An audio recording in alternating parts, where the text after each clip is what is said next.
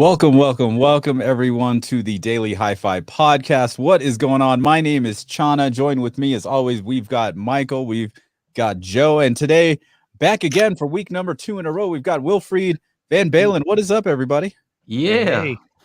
Yeah. Wilfried's back. Hello, everybody. Yeah. See you again. Nice shirt, Chana.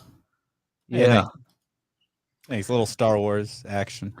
Yeah. You know. So back by popular demand, Wilfried, man, you're just dropping knowledge bombs last time. Okay. And you know what? Yeah. You know what you made me do is you made me change my speaker layout in my garage. I just had set it up. And so I'm like, oh man, he's kind of making sense with the 30 degrees. Do I have to try this? Do I have to look at this PDF, this one for all PDF? And so I started looking at it and I'm like, anyway, I made a video. The outcome I'm happy with. So yeah, we have lots of questions. I think last time people were upset that we didn't go over Aromatic. So maybe we can go over that. I have lots of questions for you. Yes. And we have Michael here too, so I'm sure he might have some questions too. Yeah. Last time we were on for what, like 3 or 4 hours at the after show. I got in trouble, man. Like like about an hour ago, my wife is like, "Are you going to be in the show till 7 o'clock again?" So I was like, "I guess not." I mean, I want to be, but oh, you got in trouble. Yeah, there was, and I left early. Oh. But it's great having you on, Wilfried. I know, like, I always learn a lot, and I always got to take some notes because, man, it's a lot of information. So yeah, that's true. Yeah, there's a lot of Chana, you just made a video too about upmixing. Yeah, upmixing Auro using like crappy. What did you say? What was the title? Crappy make bad Atmos awesome with the Auro-3D upmixer. Yeah, I forget what it's called. I'm in the process of writing like 3 other videos. So I feel like Wilfried is like hypnotizing people with he's making you do stuff. Like I'm over here changing my speakers. You're making videos about what's going on over here. Make bad Dolby Atmos awesome with the Auro-3D upmixer. You have to try this. That's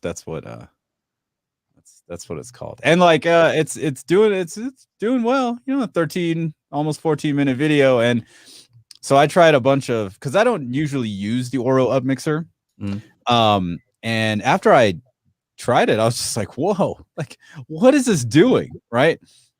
First example I talk about in the video was A Star Is Born, right? A lot of live shows, right? So I have 2 amplifiers, right, Wilfried? So I got 10.1, I got 5-ear level 5, the voice of God and the 4 heights. And so I have an amplifier. I can just go turn off an amplifier, and then my ear level speakers are just off, right? So then I would listen to the Atmos track for that first scene, and then I'd rewind it and turn on Auro-3D and then listen again. And wow, holy crap. Like I can hear way more crowd noise, more of like I can't hear the singer singing his transients, but I hear him singing the echo or the reflections or whatever. I'm like, how is it doing that? How is it? Yeah, the reverb. Yeah. How is it doing that? One of the things I didn't talk about in the video, which I thought was really crazy. Like I bought a bunch of movies just to have them on 4K, right? Like V for Vendetta, right? I bought it on 4K, put it on my Zapedi, I ripped it, I did all this, but I never watched it. So I was like, oh, this has an Atmos track. Let's try this. So first scene, the guy is wheeling all of this gunpowder to blow up the parliament or whatever. And when the high channels are on, it's just Atmos. There's nothing, like absolutely nothing. No atmosphere, nothing. No like wind noise. You're in this like cave tunnel thing. As soon as I switch it to Auro and watch that scene again, like the little stuff jingling on his cart are like jingling I'm like, hey, man, I feel like I'm in this like little, I don't know, cave, hallway, passageway, pathway, whatever it is. I felt like I was in there because of all this stuff that's kind of just elevated. And yeah, I don't know how you do it, man. It's sounded like magic. Yeah, let's say that algorithm, that's something I started to work on in 2006 already, and it took me about 7 years to get the first version out in the way it is now. Yeah, so in 2014 we launched Auriga. Auriga was the first ever AV receiver in the world with 3D audio capabilities. I launched it in Las Vegas at the CES convention. Yeah, but in 2005, I remember when I designed Auro-3D as a concept, yeah, I thought, oh man, in the beginning there will be a lack of content. So if people are going to install such a system at home, we should be able to convert existing legacy content into an, let's say, into that kind of experience. Yeah, of course, it will be probably not the same as a native original 3D recording, but at least I had a few wishes which I wanted to combine. Yeah, and as a producer engineer myself, what I hate is when post processing is changing my artistic intent. If a voice is dry, it should be an upmixing getting dry. I would not like to see different, let's say, dynamic shifts or frequency shifts. Yeah. But then the question is, yeah, what can you then exactly do? Yeah. And that was a challenge. So I developed this together with Ralph Kastler. Yeah. He was the man because one of my favorite reverb rooms ever was the Quantec reverb rooms. Yeah. And they were very known about, let's say, the fantastic, very honest and, let's say, natural sounding early reflections. And I used it a lot in my productions, in my mixings. And so I came in contact with Ralph and said, Ralph, I would like to make a conversion, a real-time conversion from, let's say, a stereo track into Auro 3D. Auro 9.1 up till Auro 13.1. In fact, Auro 13.1, the moment when I designed it, was not existing at that moment. That was existing like a year later in 2006. I came to Auro 13.1, Auro 9.1, and Auro 10.1, and even Auro 11.1 was already in a design from, let's say, 2005. Yeah. So, and then we started, then the question was, yeah, how to do all this kind of stuff. Yeah. And the let's say we came up with a lot of, let's say, parameters that such an algorithm has to check, and in total we ended up with 54 different parameters in sound which are real-time checked by that algorithm. And so it is not easy to say in this case it has to work like that, in this case it has to work like that. There are like many things coming into a round, because in the beginning I wanted to be sure that the room which is in the original will be transferred in, let's say, into a three-dimensional room. So the question was, how can we find, let's say, ways of working that the 3D reflections of a certain room gets in a natural way that you believe you are in that room, the way that is being sounded in that stereo recording. So that means if you have like an orchestra recorded in a hall and you hear it in 3D sound, you would feel that same hall as you hear it in stereo, but then a 3D sound field. Right. Like If you'd you hear hear the it in reflections and all that kind of yeah. stuff, right? You should hear the. But if you're like in a small jazz club, you should hear it like if you're in a jazz club. Yeah. And then if you're, let's say, if you have nothing at all like synthesized music or like pop production where the vocal is just like dry, the vocal should kept as dry as possible. So all this kind of stuff. And I remember, let's say we had already some decent results after like 1 or 2 year research. Yeah. But then all the time I found again a new recording, said, okay, when I hear this up mixing, there's something not right. That one and that instrument is too much there, and that is so it was always fine tuning, adding new parameters, fine tuning again, and I was weekly busy on that algorithm together with Ralph, yeah, and it took us about 7 years to bring it to what it is now, yeah. So is it just mirroring the bed layer on the top layer? So since you're talking about, so all this more is complex. so it took you 7 years to get it. So it's doing way more than just Oh, mirroring what's. Yeah. Oh my! So are you gonna? Are you? Do you ever talk about like what specifically you do, or is it kind of one of those things like you don't want somebody to copy you because you're gonna make me? You said how many? 50 something. I'm gonna have to go in there and try to reverse engineer what you're doing.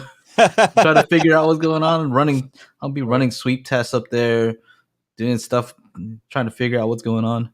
No, I think it's very hard to find it out, even with reverse engineering. Yeah.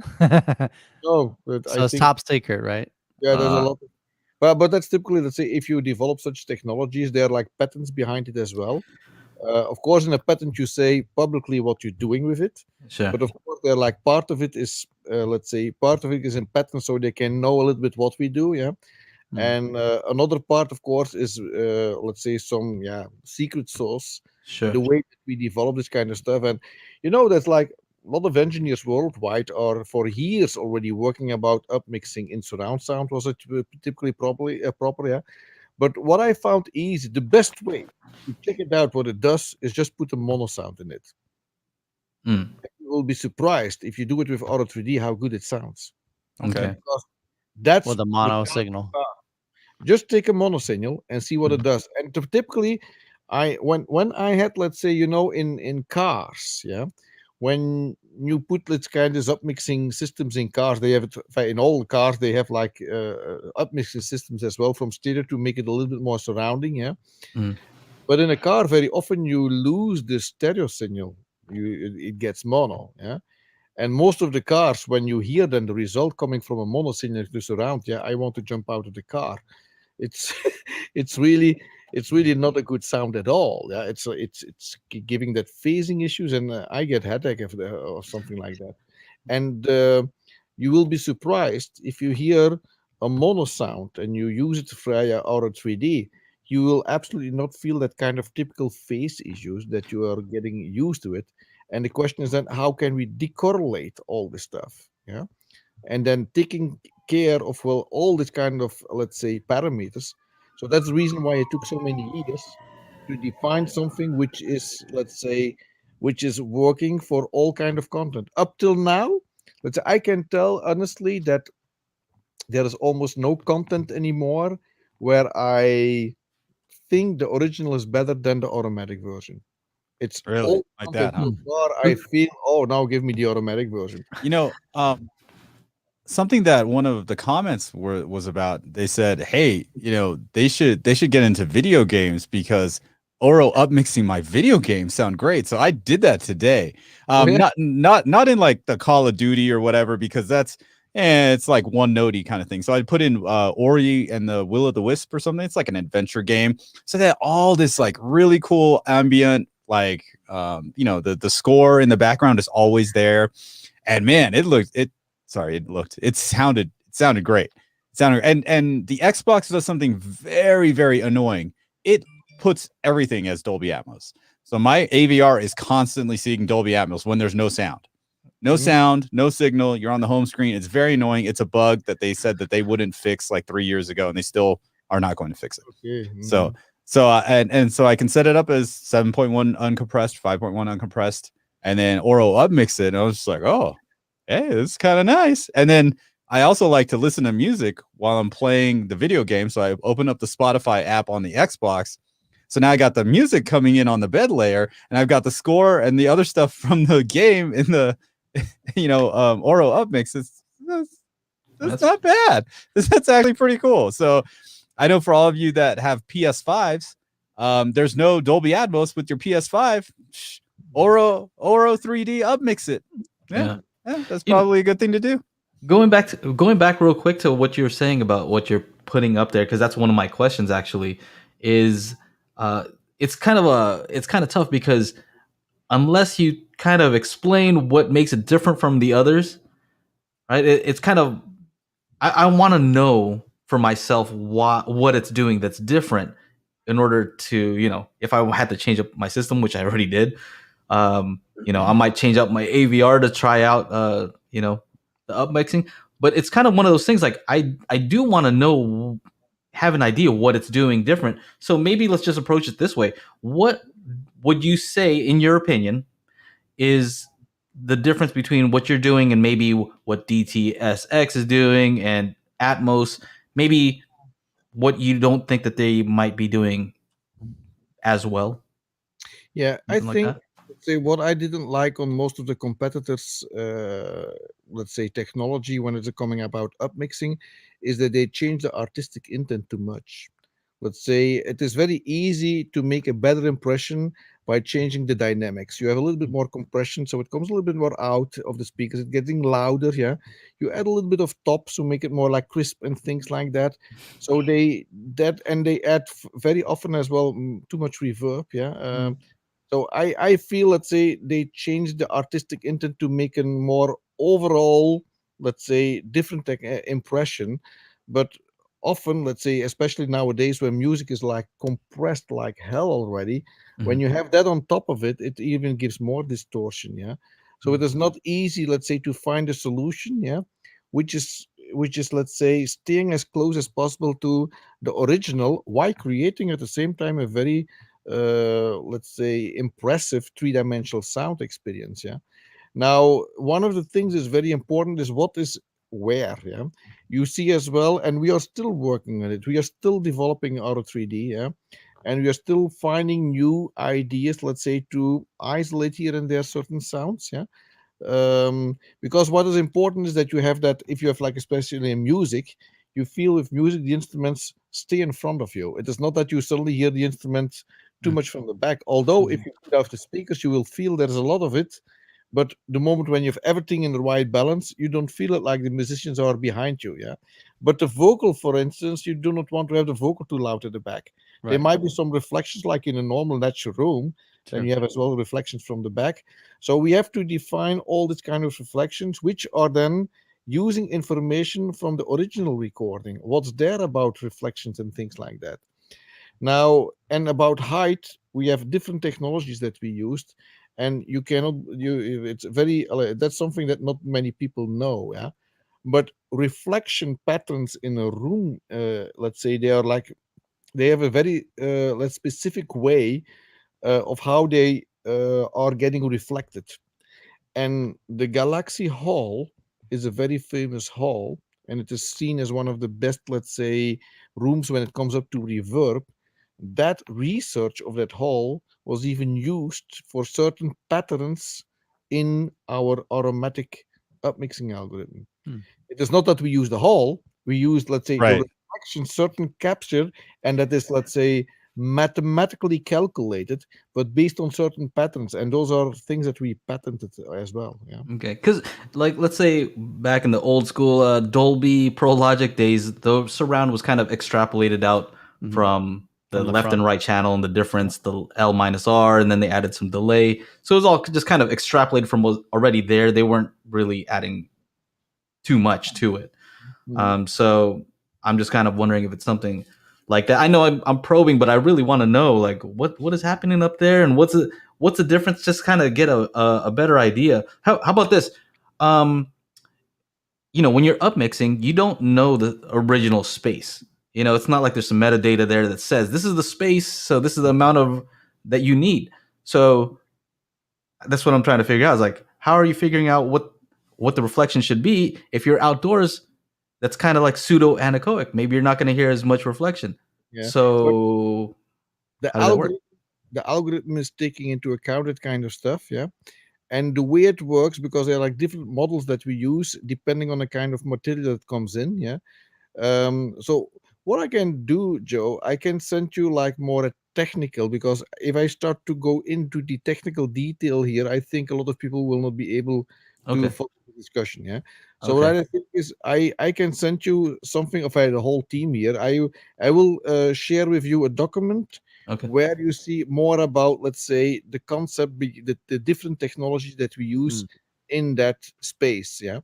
And then you have already the ingredients, but of course then there is the balance and the whole kind of way it works in that algorithm. But you have an idea which kind of analyzing and techniques are working in it, how it is being matrixed and all that kind of stuff. So there is much more information in that.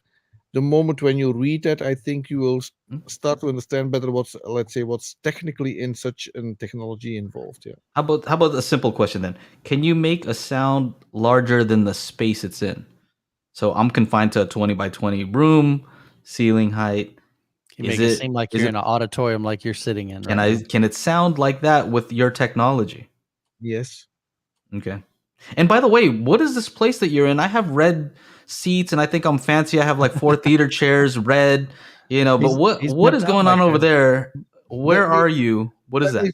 Let me see if I can share my screen Where are you? and go to an. Do you see my screen now? No, it Not yet. hasn't. You have to Not hit yet. share. But look at Am I that. still in the chair? Can you Yeah. share it? You, Down Yeah, at the go ahead. bottom, you Hit have to hit share down at the bottom. speaking of which, but in the meantime, Chris J, thank you for the super chat. He asks, it seems there's much more content from the Heights in Auro-3D.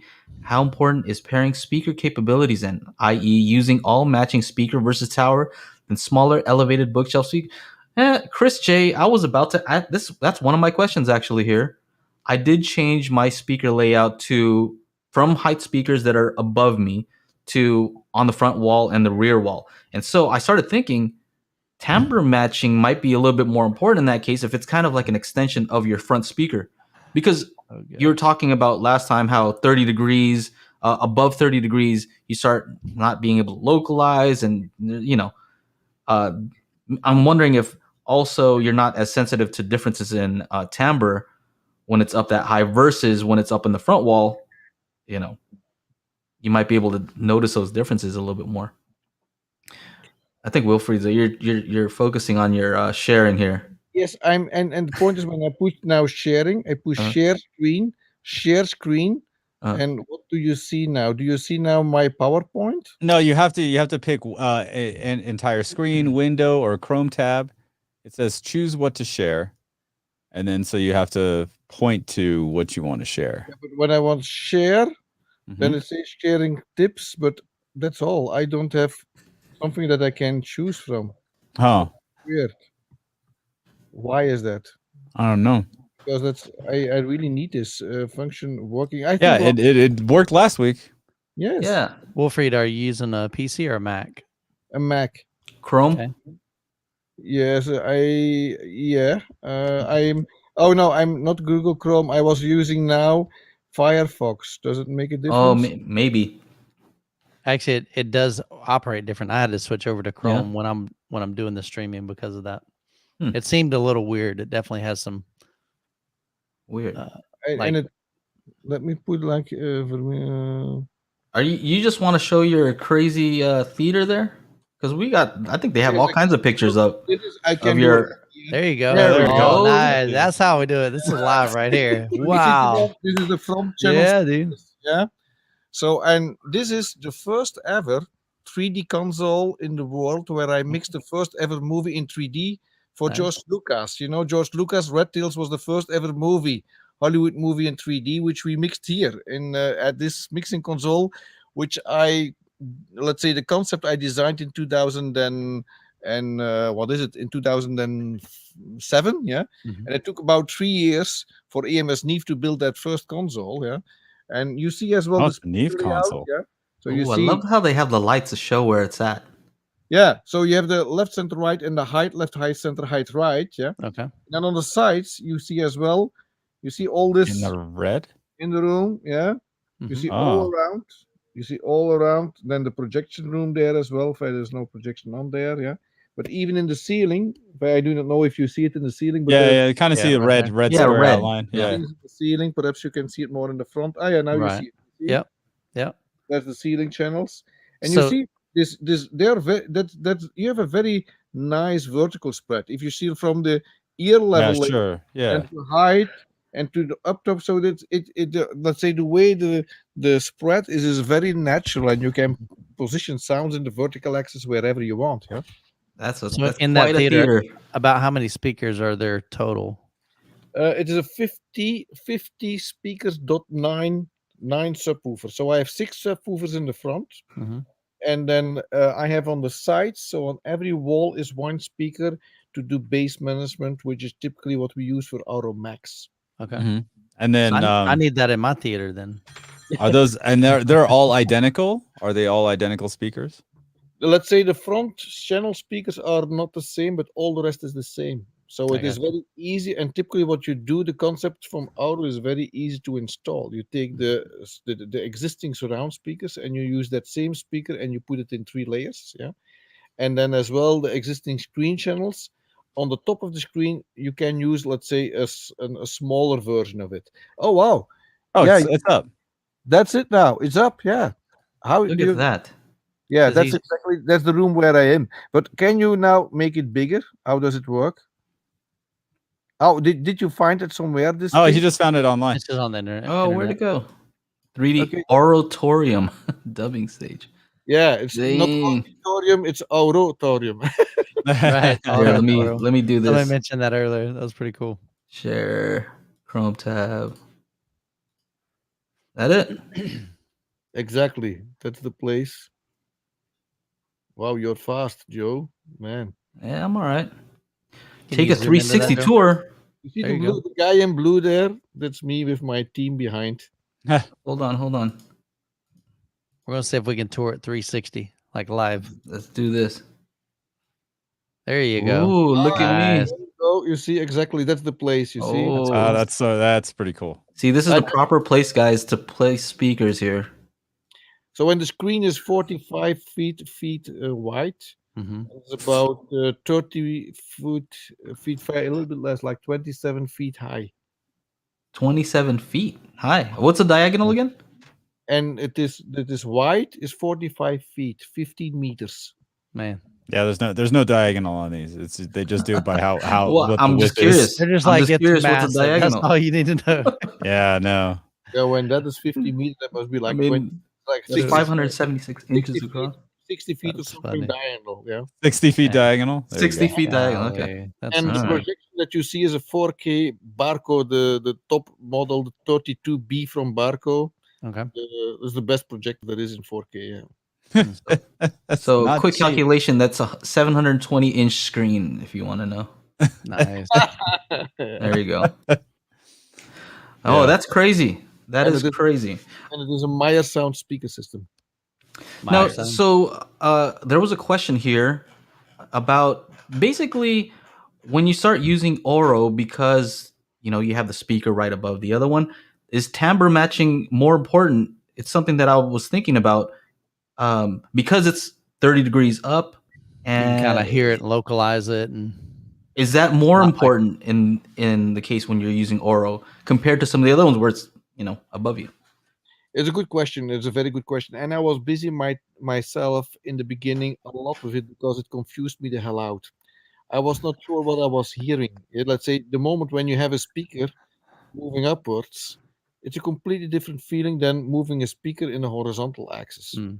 When I was moving a speaker in a horizontal axis, I have the feeling from, okay, the sound was of course a little bit changing, but not much. But the moment when you started to put it in the vertical axis, so many new things came on that I was never thinking about. Yeah. And then it took me a while to understand how this whole head-related transfer functions were working, and how, let's say, in the vertical axis, let's say our hearing system is more sensitive for different kind of, let's say, frequency parts of the frequency spectrum.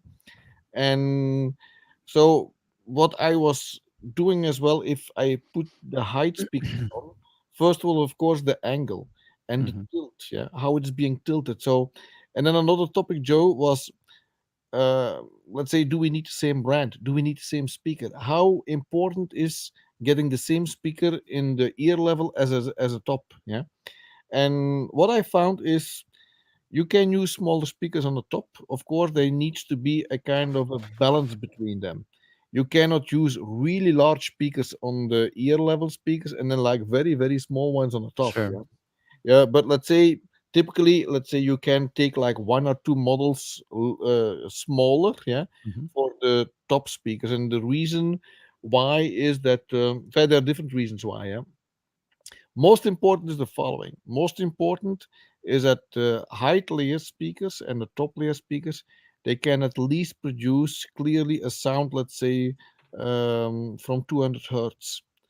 Even 150 hertz is better.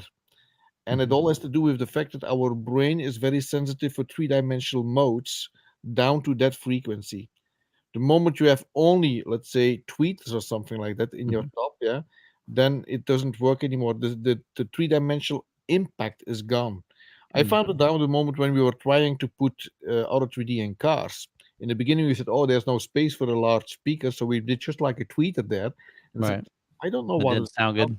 the effect is gone. While I was using Before I was doing so with M cubes. You know, M cubes. These are like speakers from $50. Yeah, I was doing tests to see is the three-dimensional effect related to the quality of the speaker or not. Is there like, because I wanted to understand in the beginning. I did hundreds of tests to understand in a dry room does it work better or worse, in a wet room, in a high room, in a small room, all that kind of stuff. So how easy is to get that same experience translated to everywhere? And I was impressed how easy that was going.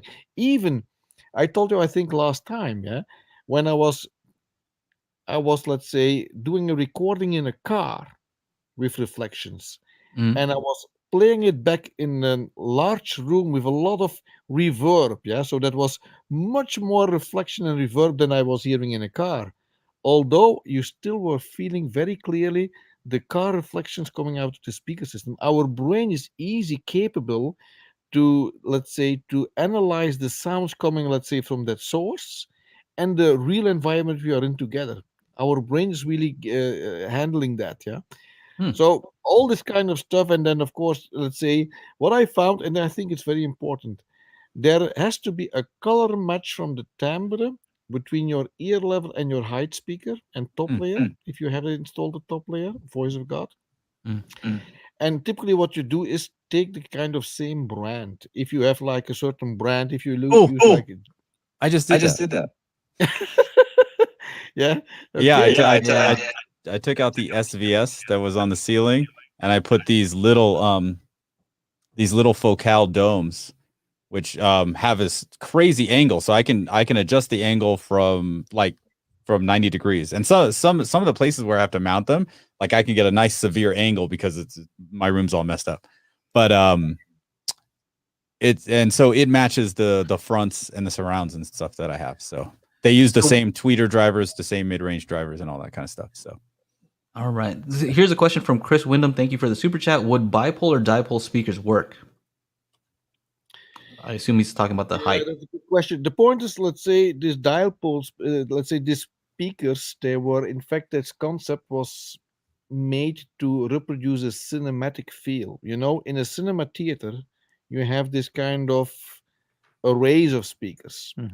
And if you have, let's say, at home, if you are just like two speakers, yeah, with this technology, you can create a little bit more a diffuse field, yeah. But let's say if you go into music where you like to have it discrete, then the question if that's the right way of working. Typically, what I do is if you really want to have that kind of more diffuse field sound, then you can put an array of speakers as well. Yeah. So that's sometimes interesting if you have like a 7.1 bottom. Yeah. Then you can create that kind of diffuse field as well, even if it's a 5.1 playback. But there's always like very tricky. You know, there you're like coming in a very difficult, how do you call it, compromise between, let's say, the original intent and playing it back in the way it is being created. Just know that when they create a cinema, a movie for cinema, those are all mixed in diffuse field with using speaker arrays. That's the way they are being mixed. The moment then they're going to a home installation, it becomes suddenly a discrete thing, because then the playback is just like let's say it's 5 or 7.1 in the past. Now it's all immersive. Yeah, typically they take like our 13.1 is a very let's say very much used format because it covers everything. Yeah, but they do very much in our 11.1. And then let's say we found now speaker layouts, one common speaker layout where it is so close to Dolby that they can use almost the same speaker layout for, let's say, the both formats, which is very interesting too.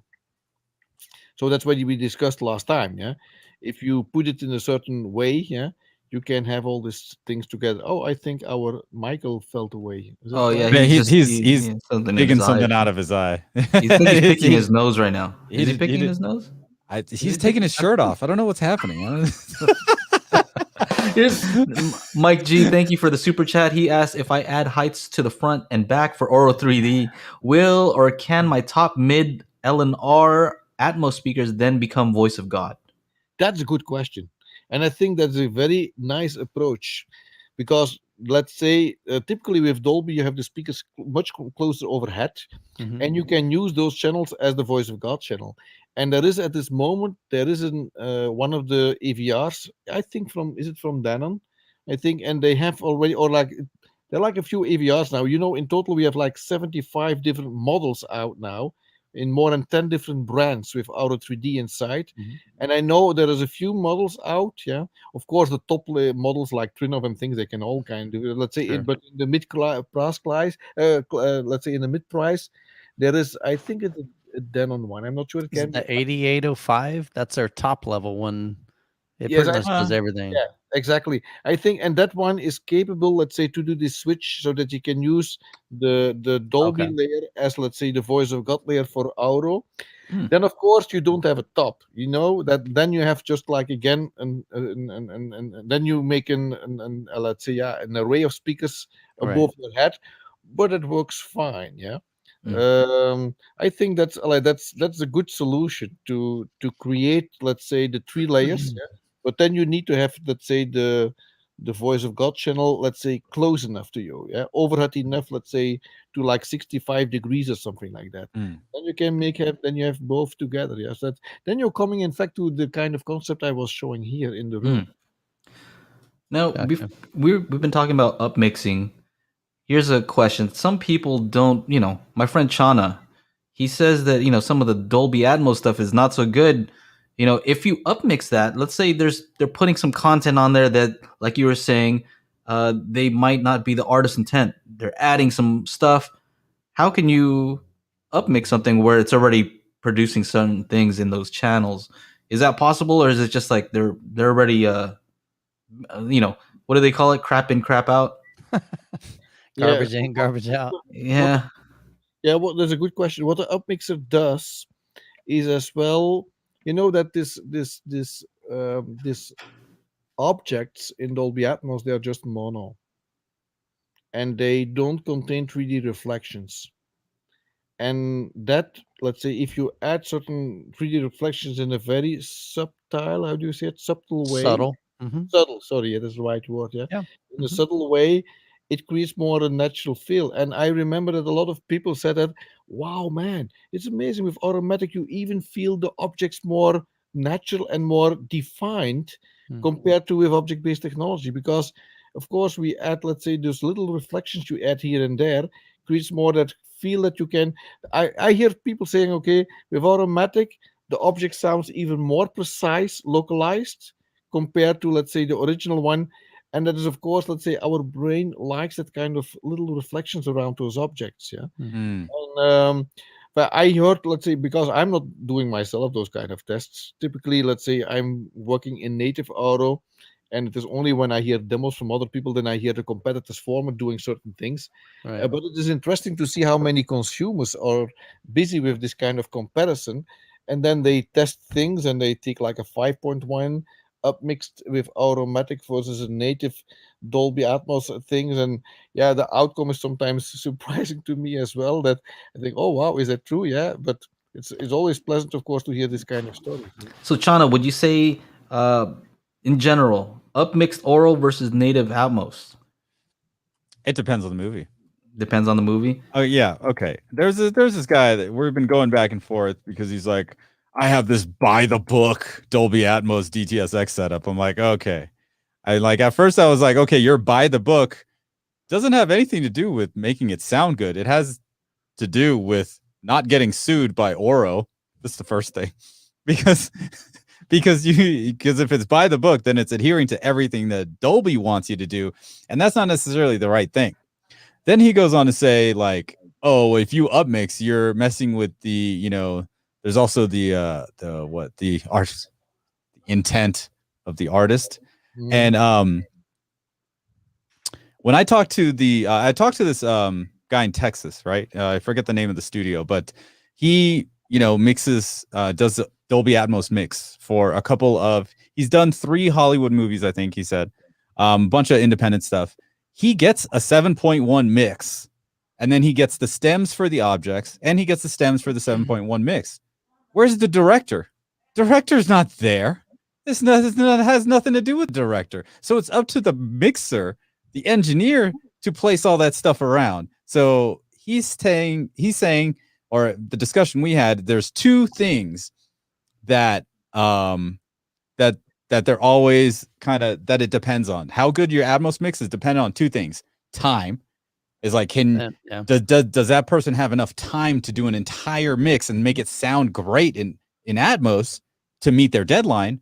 And then it's a time/budget. Does the studio want to pay for the mixer a month to do it? Because sometimes he'll be like, well, one of the projects was like, hey, can you do this Atmos mix in 2 weeks? And he's like, no. And like, I'd have to stop all of my projects. Are you going to pay extra for that? And they're like, no. Right. So then you get into this thing where like, well, okay, this movie says Dolby Atmos on it, but I mean, it's a bunch of people talking. So like it's not like us, you know, and I do think, you know, superhero movies and anything with a space theme is going to have a better, I would assume would have a better Atmos mix, but it all just depends. It all just depends on those factors, the time and the money, on what's going on at the studio. So there are a few things more you have to know is the following, yeah. But first of all, what you're telling is right, yeah. When there is not enough time, let's say you don't have too much time to do all kind of tests and related, so we have to go very fast, yeah. And there is of course the problem that let's say that you have, because most of the systems in the market have only two let's say high channels. Yeah, there's like the 5.1.2, yeah, that's the most sold Atmos system there is, yeah. Gotcha. And of course, yeah, so that's the one of the issues they have, yeah. So you have to think about, yeah, how you can get it, yeah, because you know, in the cinema, let's say in the digital cinema version from Dolby, yeah, we have about 118 objects that you can have at the same time. Now, in the DCP and in the digital cinema rendering processes, this is like professional equipment, yeah. There is this kind of DSP available, yeah, and the bandwidth available to do all that kind of stuff. So whatever you are doing there, these are like all different. These are like 128 different PCM channels, yeah. But the moment when you have to bring that to home, sure, it means you have to do it in an 8-channel PCM stream, which is by Blu-ray defined. That's the maximum bandwidth you have, yeah. So, and what they do is they do that with spatial coding. And spatial coding, and typically what they do is they make clusters. So they make all this kind of objects, which are like in the cinema space, are like all, let's say, defined each other. They cluster them together, and every frame they take again the calculations of the average. And what you see is, if you hear it sometimes, I picked it up as well from examples, then you sometimes do not hear the smooth move anymore, but you feel it jumping around because it is like taking the average, and it is not, let's say, the kind of same position anymore. Right. And that is then done with spatial coding. And you know, this is like this has artifacts, hearable artifacts in phasing and things like that, yeah. So all this kind of stuff are part of it as well. I'm not sure if it is, let's say, from the guys who created, yeah. I've heard here and there some interesting things from Atmos, by the way. And I think if it is really done well, if it is mixed nice, then I think that then Auro-matic should not be able to outperform an Atmos thing. I'm not talking about the sound experience itself, because Auro-matic typically starts from a PCM, which is, of course, let's say, a much more warm sound compared to, let's say, the Atmos stream, where it's, let's say, a different thing, yeah. But let's say if you're not talking about, let's say, that kind of quality difference, yeah. But let's say only about, let's say, the creative intent, yeah. So the creative intent from Atmos, yeah, should normally be able to outperform Auro-matic. But the questions, and then they're coming, yeah. If you have like a 100-minute movie, and you've only like 2 scenes from like 1 or 2 minutes, which are like interesting, and all the rest, yeah, you do not hear on it almost anything about it. Yeah. And of course, then you have like Auro-matic is filling that in a very, very nice way. And then the question is, yeah, there's 2 minutes, which perhaps better in Atmos, yeah. And let's see what's then. But the whole movie's better upmixed. Shauna gets so upset because we spend all this money on our systems. We're putting all these speakers. We're getting dust on ourselves. And then wiring it up, there. man. Nothing's up there. Like, what is going on? I'm standing on my coffee table. Why am I not hearing anything? Or I mean, it's easy for me. I just go turn off one of the power amps, and then I'll just be like, there's nothing here, and I'll just be sitting there like watching YouTube videos, and I'll have the movie on, and then finally, like 10 minutes later, something's happening up there. I'm like, oh, this is what's happening? Okay. All right. And then it's for like maybe like 2 minutes, if that. And then all of a sudden it's another 20 minutes of like there's nothing going on up there. And that's just the way it is. That's just the way it is. Somebody had a good comment here. We can come back to Matt Buckmaster in just a second. And it was from my Moonization. Remember, guys, that to really enjoy Auro-3D 9.1, you have to go to your 4K Blu-ray player settings and change the bit stream to LPCM. Right? Very good point. Absolutely, that's right. It's very important. Yeah.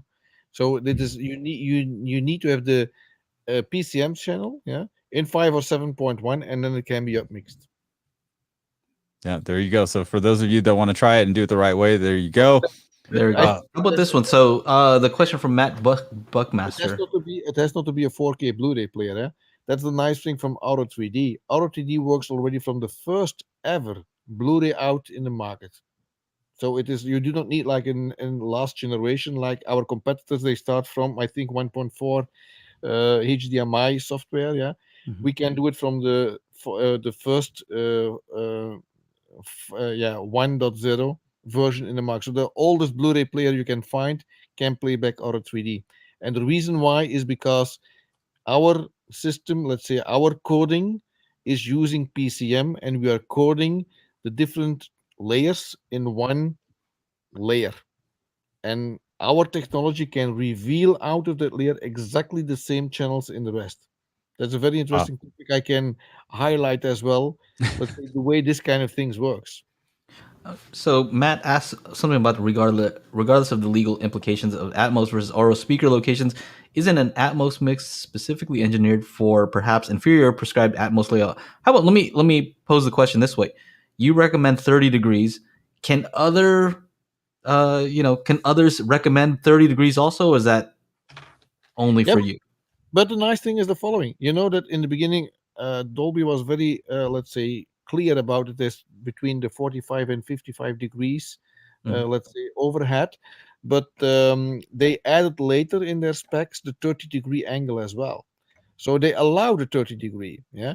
And now there was even recently, I think it was like last month in Japan, they announced publicly for the studios they allow as well that they can install the 30-degree angle. So when it is being produced in that way, because for music it makes a lot of sense. If the let's say if the sounds are too much overhead in music, it sounds very unnatural. Most of the sounds, the direct sounds, and let's say the most important reflections are coming, let's say, typically between that lateral, let's say that vertical stereo, let's say that vertical coherent field, where Auro-3D has the ear level and the height layer. Yeah. So from a creative point of view, you can do so much more, let's say, with the Auro-3D speaker layout, yeah, because you can put so much more information in the height layer. When it is coming too much overhead, and suddenly you are not going to do it. So you, as a content creator, you make different decisions depending on where exactly this height layer is. Yeah, and the point is, if you have it in Dolby Atmos overhead and you play it back over Auro, yeah, then typically that works very well. The other way around is not so good, because if you have put things positioned in your height layer and you're going to put it then suddenly overhead, that is not so good. So it is good news that Dolby allows now this 30 degrees, which means that if you install at home 30 degrees, you can play back every format. So look, how about a more specific question? They said they allow 30 degrees, but that's a little bit different from them like recommending like 30 degrees is the correct angle. No, I think they will. I think they will stick on their, let's say, their first specs. But the like higher. What I see more as a problem is because now the spec is too wide. That's like in the beginning we had you remember this discussion with the surround speakers. They were like the cinematic guys that said, okay, it has to be 110 degrees. Right. The music guys said, oh, I like it on 135 degrees. Yeah. I like it more from the back. And yeah, what's now the good one? For such certain content is like better that way, and the industry and the music want to do a little bit different. So it is important that we are trying to come to a common understanding what is the best speaker layout. Yeah, and I'm pretty sure, but that's because of let's say my background and my tests and everything what I know. I'm pretty sure that the Auro-3D speaker layout gives always a good result. Yeah, whatever kind of content you are playing back over it. Yeah, and that was even, let's say, even in digital cinema, if you are mixing, if they are playback, if they do playback, Dolby Atmos mix over Auro Max. Yeah, that sounds really very good. So one I thing think- that Go one ahead. thing Go I ahead. keep hearing, like in comments from my audience, is especially those that are from America, and Daryl even mentioned it back here. I'll pull his up. Says, what are the plans to get more dedicated Auro-3D content in North America? Is there, because that's always the struggle. It's like, man, we would love to have this dedicated content over here. And Chana's like, man, he's on the European eBay site, trying to ship them over here. Wilfried's smiling over here. Yeah, because we are working with a few let's say parties to work on content. We are it's in the flow at this moment. Yeah, Cool. you will hear more about it. Especially in music, there's a lot of interesting stuff going on. Yeah. Nice. And of course, typically what happens as well, the more devices in the market, the more there's like that kind of pull effect coming from it. So it's that solving that chicken and egg thing. I was not that much concerned because I know what kind of joy that you have already if you have the Auro-3D system and you have Automatic. Yeah, I'm so surprised. I didn't tell you last time, but I have more and more. There's a trend from people having this vinyl. Yeah, vinyl. Gotcha. They take their pickup, their vinyl player. Yeah, the stereo out. They put it in their and they AV receiver, and they do an upmixing, and then you hear your vinyl record in Auro-3D. It's really like that. All right, I'm gonna have to do that. I gotta find a record player though. I sold my Technics the other day. oh, Yeah, well, let me- that's great, because that's a very good one. Yeah. Yeah. I wanted to show you guys this. I don't know if you can see this. Can I zoom in a little bit more? So on my community page, I asked this. I put up a poll. I said I made a short video, and it was a binaural recording of the Atmos helicopter demo, and two layouts, layout A or layout B. Okay, I didn't say which one was which. I just said, here, listen to this on headphones. I recorded it binaural, and just let me know based on that. Now, my binaural mics are flat from 20 hertz to 20 kilohertz, so don't worry about that. Anyway, 66% layout B. So layout B is actually the 30-degree angle recommended from Auro. I hope you didn't get worried there, Wilfried. But yeah, this is the You wouldn't have brought it up. I did it if before it and was after. against him. The other one was, to Dolby spec. And this is what's interesting. This is using Dolby Atmos content. So I could only imagine, like, if I were to upmix this or, use Auro, I'm sure it'll be better. So this is just the layout by itself. Yes. So anyway, I thought that was a little bit interesting there. Thought you might like that. In Joe's video too, he also said that the installation process so much easier. It so just much makes easier. sense. I mean, you don't realize. So these are the things you don't realize until you actually do it. Okay, so putting speakers on the ceiling sucks because on a wall you can route it down below and then all you have to worry about the wiring, is up, right? Wiring. But if you're gonna have to go towards the center of the room, now you're like, should I just route it up the wires up the ceiling then? So that, and also just like it's much easier to put a speaker on a wall. I think it looks better. All these things. I'm like, I hope it sounds better because it sure is easier and it looks better. So, and in my opinion, it does sound. What I would say is it sounds different, and it's tough because that was native Dolby Atmos content, and so I don't know if it was optimized. They might have optimized it for that demo specifically. But some people were saying that it sounded more clear with layout A, but some people were also saying that layout B sounded, of course, wider because the speakers were further, right? So it sounded more spacious. So just different. It sounded different. So one sounded more spacious. The other one may maybe it was more direct because the speakers were closer, you know. But based on this poll, people seem to like B better. Let's just say it's even. Let's just say, for example, let's say, you know, statistically speaking, they're even. Even then, I think I might just rather recommend people just put up the 30-degree one then. If they're even, now you can use all of the different formats. Kind of makes sense.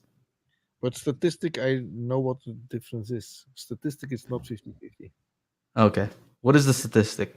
No, Because mine's only 38 I votes. cannot So put an exact number, but what I see there, I think it's pretty true. Yeah. And let's say it is even with Dolby Atmos, I've seen things that people were going through 5 different movies, yeah, and 80%. That was in fact the difference, yeah. So they went even to 80%. There was only one movie where certain parts we said, okay, that was better in the original. All the rest was better on the speaker layout from Auro, yeah. So, but it's hard for me to tell that. But I think, let's say, what you see, it's and this is not me telling this. These are the feedback that I see from the market, from people doing all kind of tests with it, yeah. And then I have reasons why I know that the speaker layout from Auro will give a translation which is, let's say, more natural, and while you have that kind of same kind of transparency as well, because it has to do with the fact as well that we are less sensitive for sounds coming from above, yeah.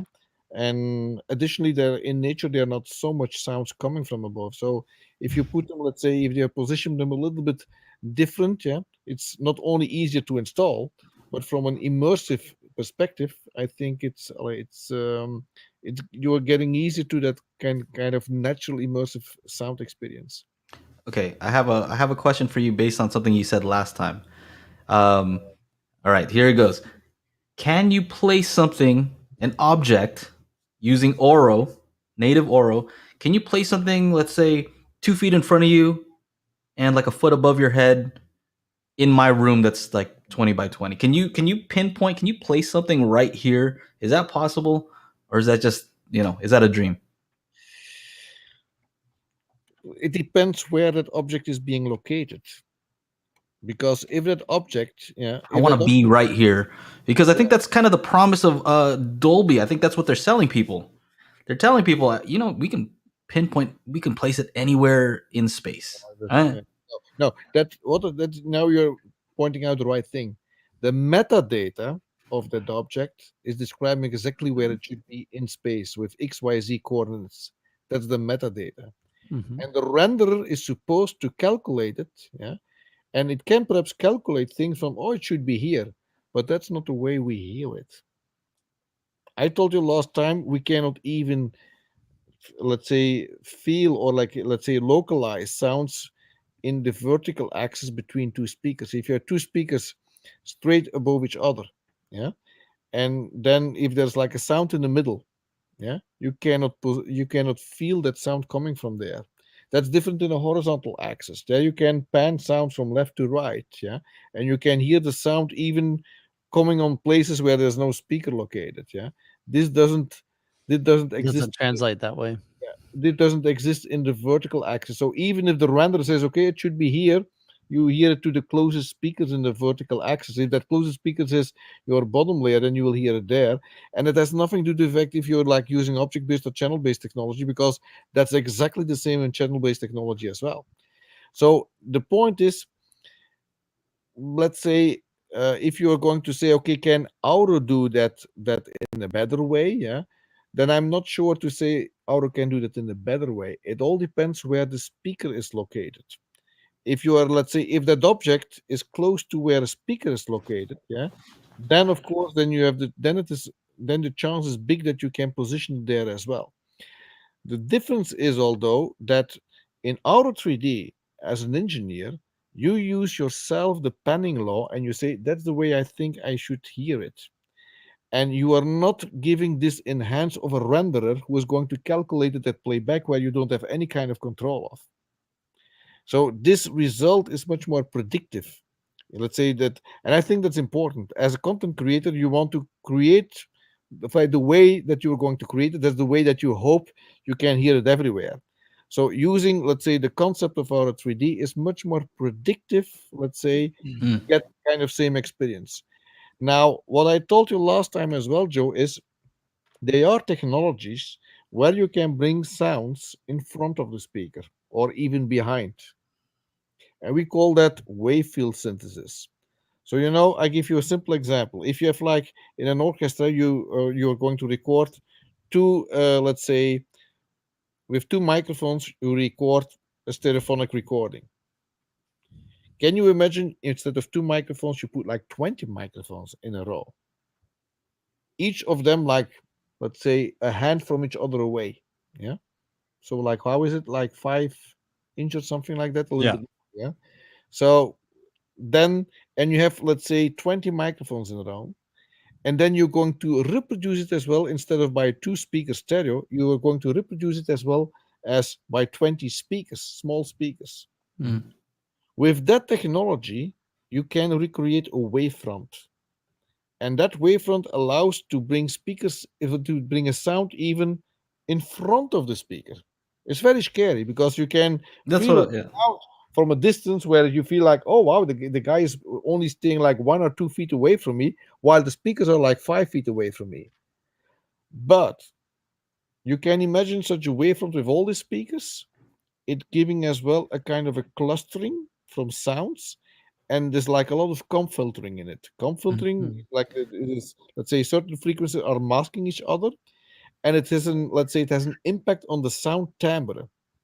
So what you gain there in let's say the positioning of, let's say, where the object is, you lose it in timbre, you lose it in the sound quality.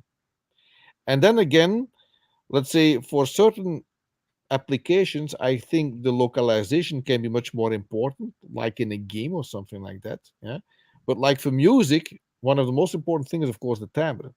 Yeah? Musicians are rehearsing a whole life sometimes to have a nice sound of their instrument. They want to have their sound. Yeah. And you cannot fiddle around with that one. Yeah. So, and again, those 3D reflections around it are very crucial, and you cannot render something like that with the way that, let's say, object-based technology is used nowadays.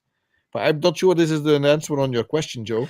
Yeah, so it kind of does. It just makes me feel like, you hear, two-channel audio guys that are talking about the depth of the sound stage, right? They're like, oh, it sounds like, he's playing It's this many 3D. feet If you have it set behind up right, it's set with two it's speakers. 3D. I have 13 speakers. I almost feel like, man, with this amount of speakers, I expect it to be like, I want it to be right here. I want it to be right there. You know what I mean? I feel like there's there's enough speakers. Like, do some kind of phase, something, trick my brain some way to make Yeah. it sound like that. If Anyway. you want to use your brain, you have to use different technologies, and you have to use beaming technology at the same time as well. This has to do, and again, beaming technology has that impact from Yeah. but there are like different ways to do it, because I know, let's say, in entertainment parks, they use sometimes this combination of certain things. Yeah.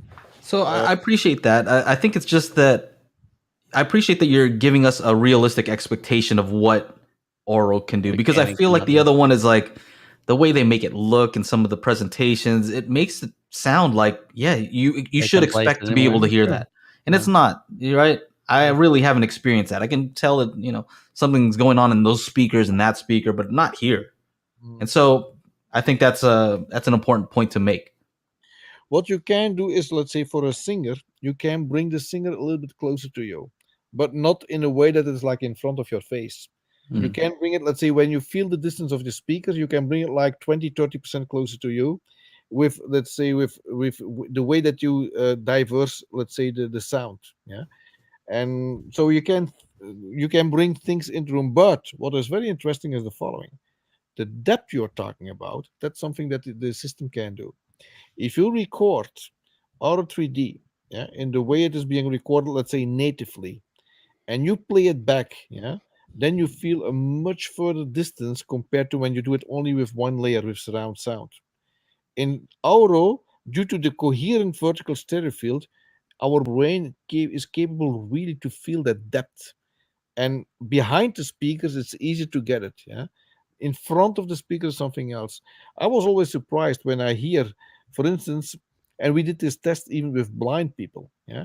We put the speakers around them on a distance from like 3 foot or 4 foot, and we asked them how far is now the distance from to the speakers. They didn't And know. original recording was, let's say we were, the source was about 10 foot away, or like 20 foot away, feet or foot, how do you say that? Yeah. You're We right. get you. Feet, We get Either you. way. yeah. Yeah. And let's say when it is very far away and you record it that way and you play it back even with the speakers close to you, you really feel it is much further away. And they really say that the distance of the speaker is much further than you think it is. Yeah. Let's say so, because it helps to create you in that space, in that depth. And that's something our technology can do. That's something you cannot do in the same way with our competitors' technology. So you said horizontally, our perception, our resolution on the horizontal axis is very good. Vertical, not so good. How would you say the depth perception compares? Our ability, human ability to perceive depth versus horizontal versus vertical. Yeah, but depth has a lot of things to do with the billions of airs and molecules around us. Yeah. And the point is, what you do, even with all kind of immersive sound systems, you try to create a delusion to our brain. And then the question is, how can you get that illusion as close as possible? Because even with 1 million speakers around our head, we will not be able to reproduce natural sound. Yeah. Gotcha. Yeah. Think about 1 million challenge. Yeah, how to record something like that and play it back. Yeah. Right. So the point is, let's say there's a practical way. Okay. And what I've seen at a certain moment, Joe, is the more channels you add, yeah, then you can have more spatial point sources, yeah, but you lose timbre. So there is a trade-off Trade between off, right? timbre and as well, and the timbre is because between all the speakers there's like a distance, and the distance means there's like an harmonical relation to it, yeah. And that's what you feel, for instance, with ambisonics. I heard it from the fifth order or something like that, 55 of like I was hearing it a seventh order even in Japan. They did a test with 84 different speakers, yeah. And the point is, what starts to become very, very, let's say, very unnatural is the low end. Certainly, it starts in the low end to be very, very muddy.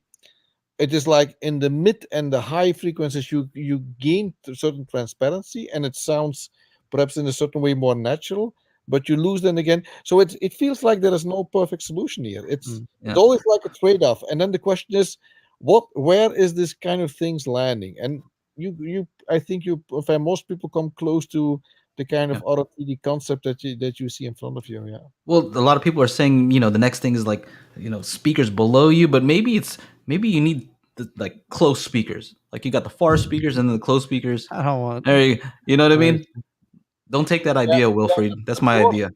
I did test, and in our binaural technology, we use as well the fourth layer on the bottom. We have it, yeah. In our binaural setup, we have that kind of speaker localization.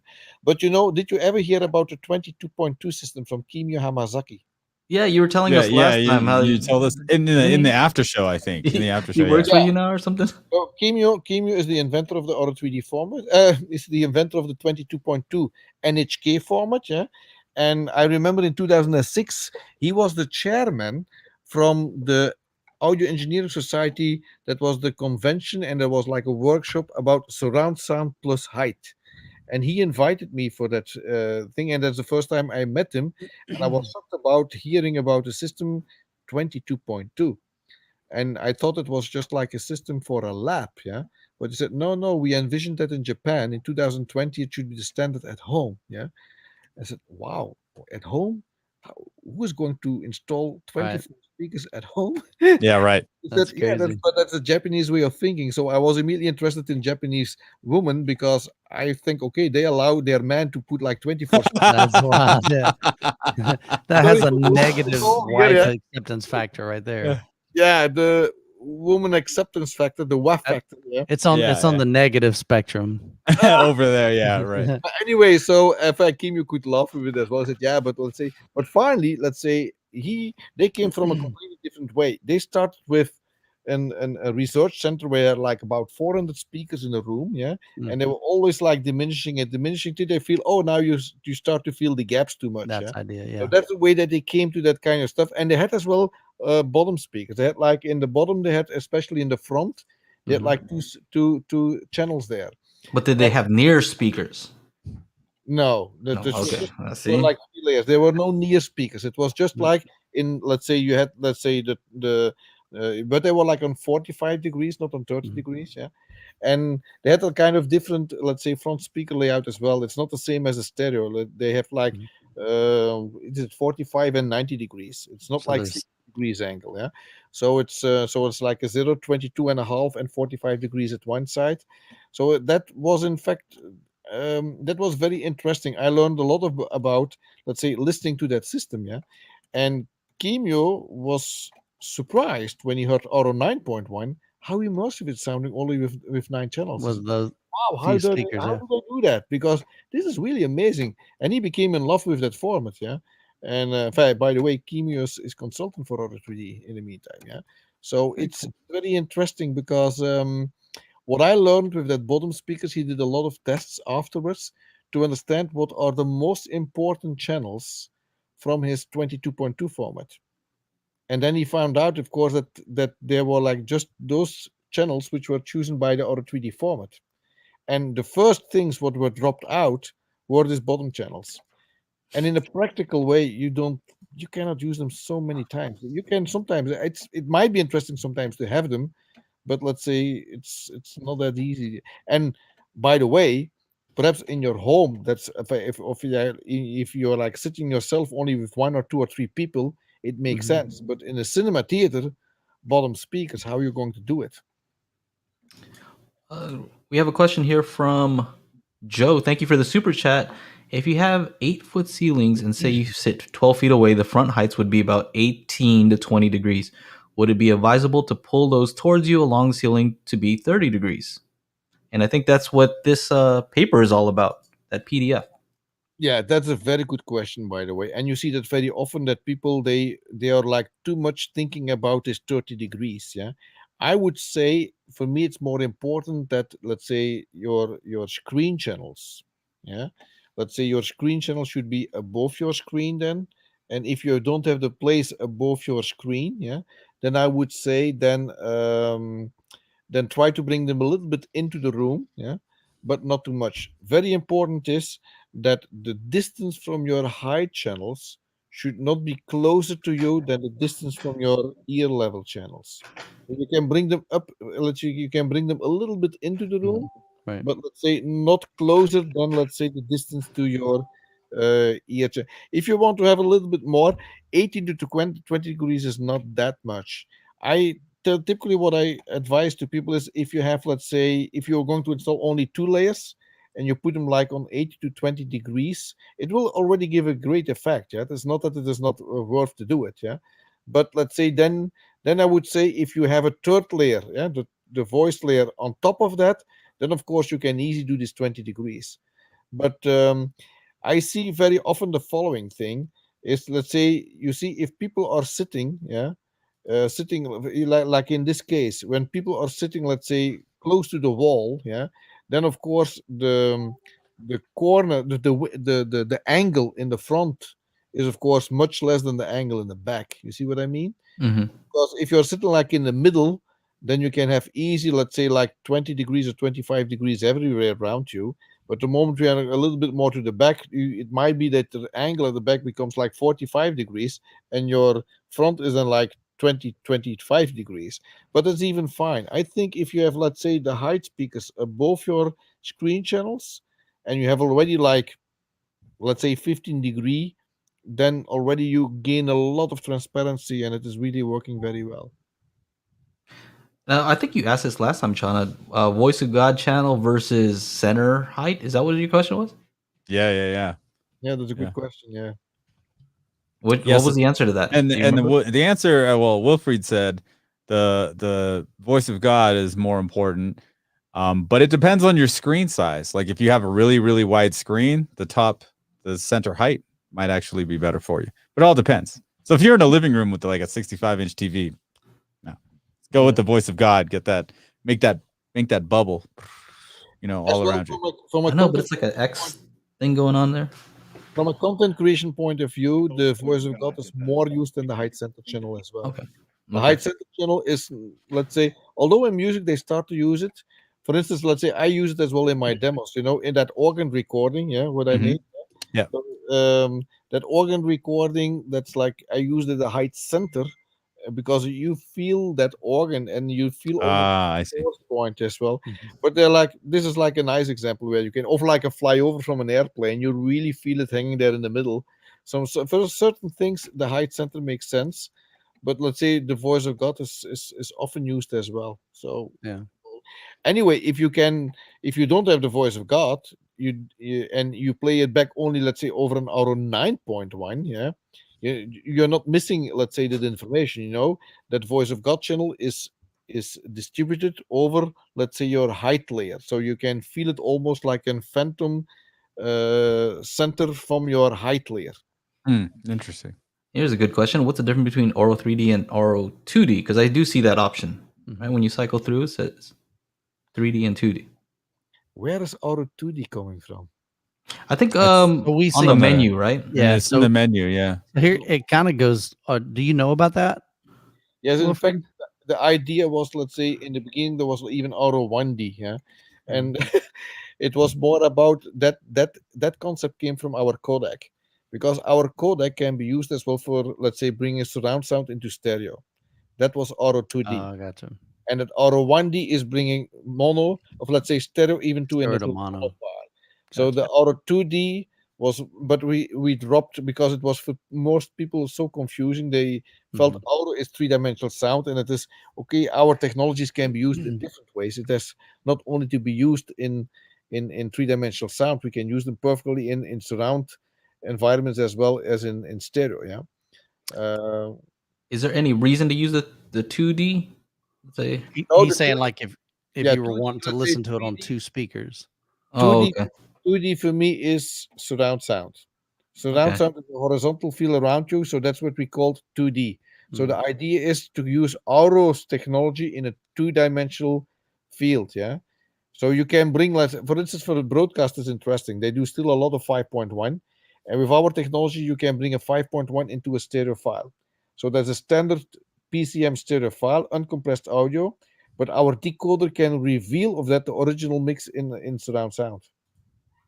It's a little bit like ProLogic works, but then in a much more enhanced way. Okay. Don, thank you for the super chat. He says Wilfried is the 5th panel member on the Daily HiFi show. He wants you to be permanent over here. I told him, man, it's 1 o'clock over there. It's going to be tough.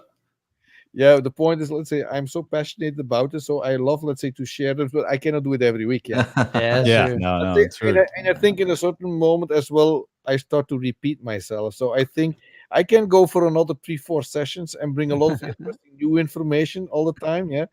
But then we have to check Space them out. Yeah. Time, because I prepared for this session really interesting hearing stuff, example stuff, but the fact that I cannot share it now. So what I'm supposing is, Joe or Chana, I send those files to you. You bring them like on a YouTube. I didn't know how it works. Yeah, we can put it on a YouTube video. We'll do a YouTube video. I mean, these people are still wanting that the slideshow PDF, I guess. Yes, I was cut down one, but I don't have it finished yet. Don't worry, it's not a homework assignment. You've already done a lot, so whenever it's ready, then it's ready. I have personally one more question, and I will promise to shut up. And I've got one after that. He's not going to shut up. I'm not. Yeah, that's true.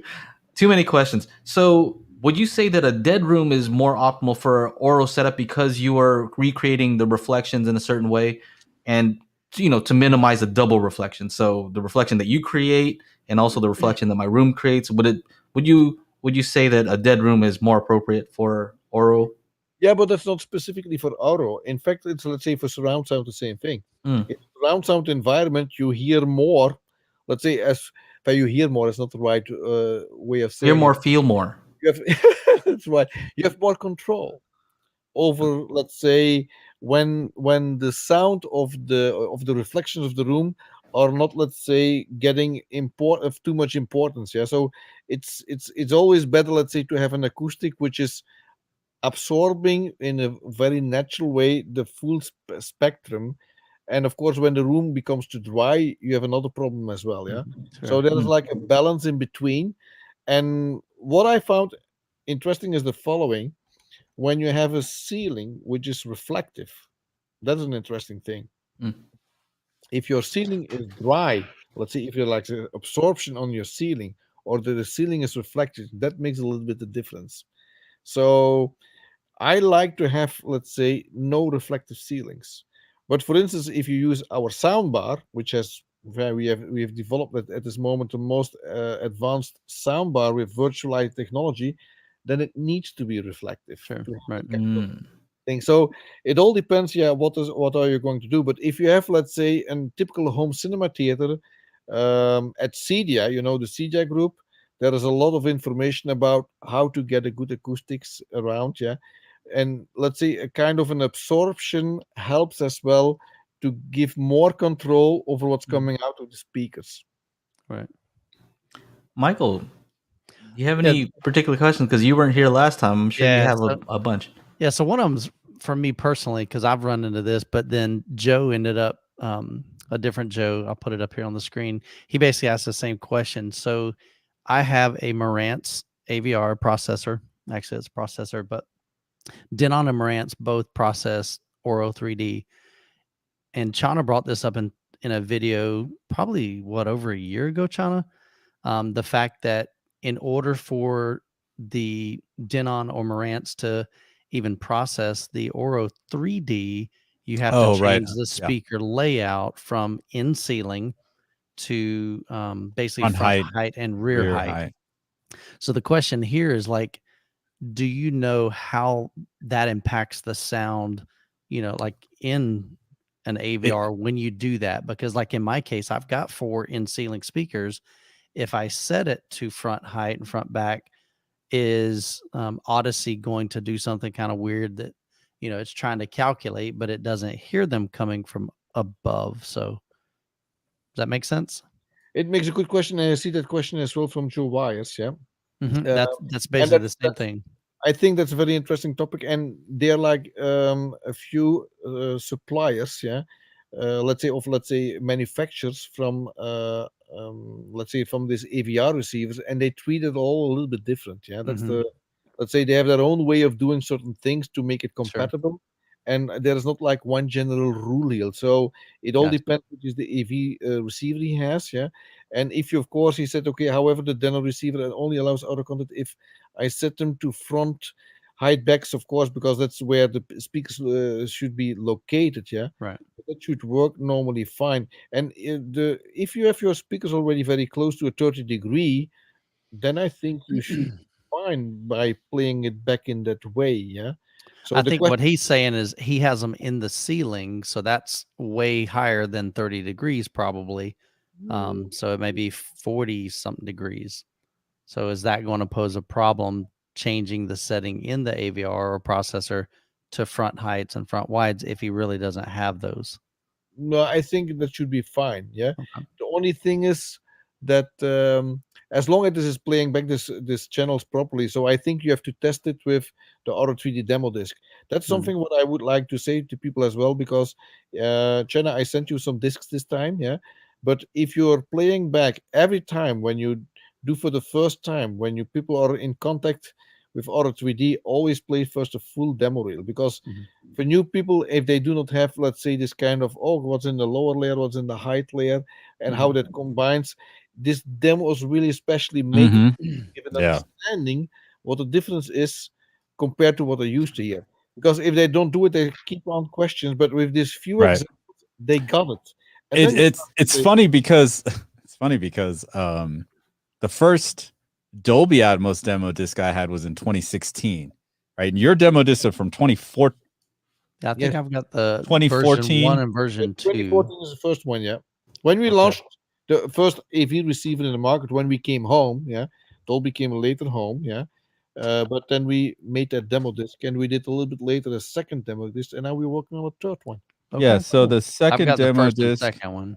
those are the only two. So, when you're in the Park Platz, right, the demo, right, it shows on the screen. There's no movement really. It's just shows you the ear level speakers and height speakers, and all of a sudden it'll be like in 3 seconds, the ear level speakers will turn off. Boom. It's just what you're hearing up in height, and you're like, oh, okay, that's what's going on up there. And then all of them are happening again, and then they remove the height. You're like, oh my gosh, I missed that. I wish it came back. And then they put it back. And it's the same thing with the tractor. Like it's just so crazy what's going on when it just feels like I'm right there. And finally in the Dolby Atmos 2018 demo, they do 3 demos where it's on and off. But what they do for on and off is a little bit different. It's on, everything's on, and then when it's off, it goes to just 2 channels. and then when it's on, it's all my 9 channels, and then it's boom, it's back down to 2 channels. I'm like, why is it going to stereo? Like, I why can do can't that they easily just with my remote. yeah, no, totally. So I mean, I guess they're catching on, but those are like some of the best demos because it actually shows you what is happening and how the high channels actually integrate with your ear level speakers and vice versa to give you that feeling that you are in a different space. So yeah, when I saw those demos for the first time, I was just like, whoa, this stuff is good. And I did that with Auro-3D, not with upmixing or whatever. It was the native Auro stuff. So yeah, Mike, you got to try that stuff out, man. Yeah. What is interesting? You got it. What is interesting to know about this example is the following: when you're going to listen to let's say object-based demos from Dolby or from DTSX, yeah, typically they take small sounds like bees or like let's say not let's say things with a lot of reflections around it, like that Right. tractor. That's a massive beast. It's just not even a source, a point source. Last time Right. somebody said, but I don't feel the point source. But the tractor is not a point source. A piano is not a. It depends, of course, how far Right. you're away from it. Yeah. Yeah, But if sure. something passes by very close, that's a massive beast. It's like a huge thing, and it's like hundreds of let's say places where the tractor is making sound. Yeah. And all these reflections are captured. Yeah. I think, and you see, that's something that you cannot reproduce with our competitors' technology. You cannot bring all these 3D reflections around in the way they do it. Yeah. Because these mono objects, they are just like mono, and they don't contain these 3D reflections. Yeah. Same thing with that airplane. I remember I did that airplane recording. Yeah. And I remembered as well Richard King. You know, Richard King is he's in LA, by the way. He works. He has a studio at Warner Bros. And he was doing the movie Turbo for DreamWorks. Right. And the design, and he was going out with the Auro-3D microphone, recording to LA to LAX, yeah, and recording as well flyovers, because at a certain moment that snake is, or that snail is looking into an airplane flying over, yeah, and it is. And he was recording it, and he thought when he come back, yeah, okay, the ear level channel, it's just like a flyover. I just cut the ear level channel, and he was shocked. And he called me and said, "Oh man, this is amazing!" Yeah, I was so surprised. Yeah, let's say in our, because you think it's only like an object coming overhead that you can just cut, let's say, your ear level speakers, but he said then suddenly the whole experience is gone. And that's the point. So all this, let's say, these objects, yeah, these are like things that we are used to hear all the day, passing by things in cars and cities, is like a lot of low end stuff, yeah, and a lot of big reflections around it. And let's say the demos that I see very typically from object based stuff, that's like always like, let's say, typically more like pinpointing like mid and high frequencies, because there it works the best, yeah. But it is not able to reproduce, let's say, this let's say this fear from the low end that you feel of, let's say, of this impressive things from an emotional point of view, where, let's say, you're surrounded by all this, let's say, low, mid, and low end, let's say, reflections. So Crowson here, he says Auro has bounty house sounders. He's trying to make fun of your sound bar. He's not a believer in bouncing the sound around, just because maybe we've had bad experiences in the past, maybe with other formats that promise that my cell phone's going to be an immersive experience, and usually it's not. Like, I can pretty much tell it's a cell phone. Yeah. You will hear when you hear, I'm let's say, of course, the man is right. Yeah, a soundbar will not be able to reproduce the same experience. Yeah, Sure. don't forget that a speaker is moving air, and a soundbar has, of course, some psychoacoustic tricks where you're working on. But the question is, then again, you have to make them sounding as natural as possible. And we have new technologies used, yeah, to make that happen. And it is really, I'm impressed myself, because every time when they start a demo, I tell you, in our demo room, we have the real speakers up there as well. So they start the demo, and every time I think, yeah, well, is this now the soundbar or the speakers on? Because you really believe the speakers are on. It is that natural, yeah. But it is not as natural, of course, compared to the real speaker systems, yeah. Sure. And but you will see it's an advanced system of soundbars, and it is really good. So it will come next year on the market. Yeah, I'm excited to try that out. think Maybe it's you one have of a those things that- soundbar 30 degrees and then you have another soundbar. Seriously. 2 levels of soundbars. Yeah, we were thinking about that as well, but typically people are not going to do that. Typically, Yeah. what Right. people want to have one soundbar. But let's say if that soundbar can give, let's say, that kind of three-dimensional experience, it is something. But of course, it is not the same as having the speakers up. So don't worry about a soundbar will not reproduce your impression that you have over the speakers. You are always way better with the speakers being installed. Yeah. All right. Don, thank you again. How many Let's see movies what are you got. currently mixed in Auro-3D, and where can I find a list of them? I find that I actually prefer the Auro-3D upmixer over Dolby Atmos mix that is on the disc. Wow. It's quite a testimonial there. Yeah, I found that actually I prefer a mix over the normal mix. Yeah, yeah, but yeah. Typically, let's say the point is in cinema we have about 200 movies mixed in our 3D, but that's not always the let's say released for home. Let's Right. say Gotcha. the studios they release it in the digital, let's say digital cinema format, yeah. And let's say I believe, let's say now with our streaming technology, they will come more and more, yeah. But let's say we have like I think 15 or 20 movies out, yeah. It's not that much, yeah.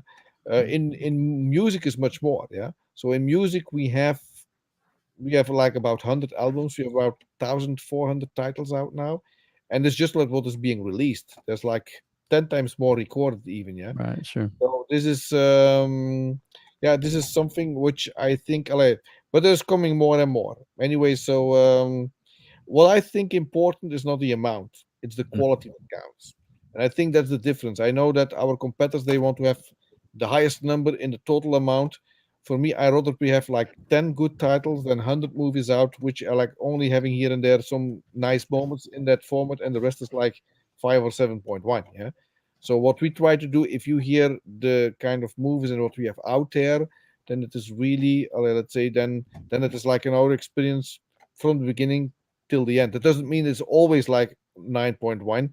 You have to play as well with this kind of, let's say, this kind of, how do you call it? Yeah, when there's, although I tell you something, yeah, this was very interesting.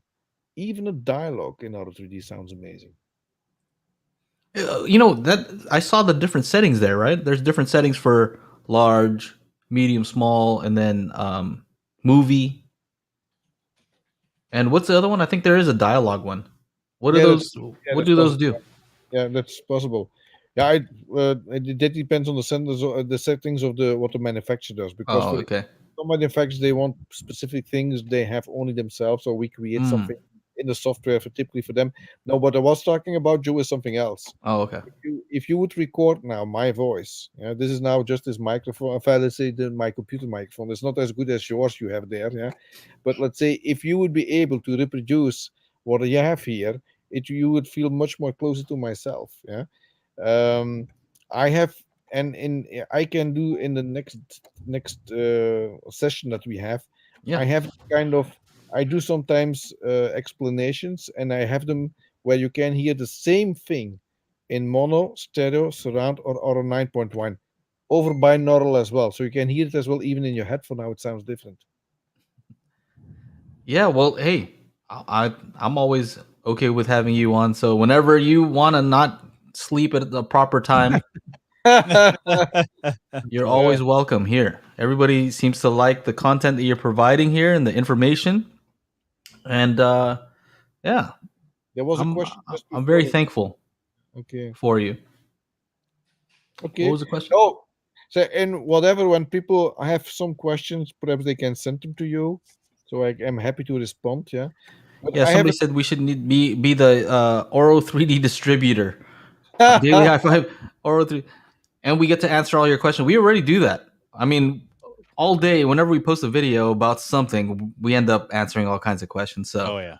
I think they're All talking kinds. about actual content discs so they can get some.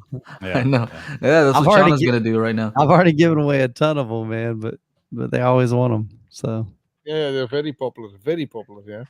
But let's say there's a lot of music content as well, which is really, really nice, but really very good music as well. Yeah. So, and there is like they're like coming platforms, interesting, let's say big platforms that they're going to, let's say, to deliver as well as downloads, and so it's all coming. It's step by step.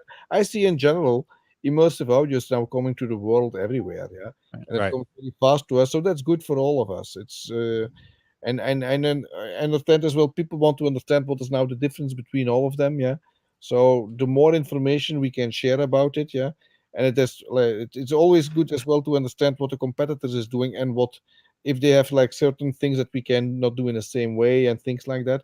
But a lot of people think that Auro-3D is not using object-based technology, and that's not right. So we are using that in a different way. We use it for interactivity. So especially in broadcast, we are using it. Yeah, we are selected in the China standard the China standard for CCTV.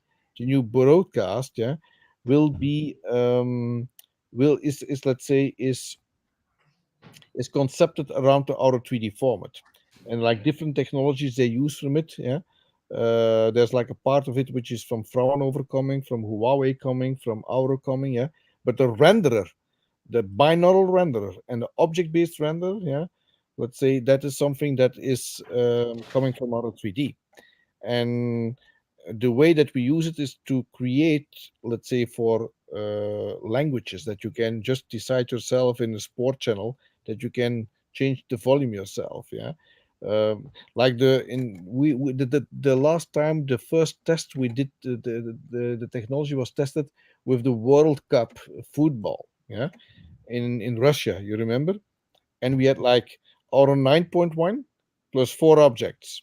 So you had the Chinese language, the English language, and you had like fan club A and fan club B. And then you could decide yourself, let's say, which kind of fan club that you wanted to put louder or softer. So that was very interesting. Yeah. So, hey, thank you. Everybody arguing. They're arguing from different. Maybe I'll put the Dolby Atmos representative over here. I'll put you over here. The DTS guy over here. And there's and don't forget the IMAX enhanced guy over Yeah, there. get You're him guys back gonna there. all like fight over it. Woo. All right, ladies and gentlemen, that is it for today. We want to thank you guys so much for hanging out. We do this every Monday, 4 p.m. Pacific Standard Time. This is the Daily Hi-Fi Podcast. With me, as always, we've got Joe and Mike. And thank you again, Wilfried, for taking the time to speak here on the show. And of course, you guys don't forget, if you are a patron, come into the after show. Wilfried will be there to answer some more questions. That is patreon.com/daily hi-fi. Wilfried, don't hit any buttons. You're okay until I actually end this one. And if you want to become a patron and get access to it, definitely go to patreon.com/daily hi-fi. Sign up as a patron, and the link to the video chat will be there for all our patrons. So yeah, right. On behalf of everyone, yeah. I guess we'll see you guys next week. See you in 5 minutes. And then for the patrons, we'll see you in a couple of minutes for sure. Okay, thank you to all of you. Thank you. Bye-bye. thanks, Wilfried. Thanks, Wilfried.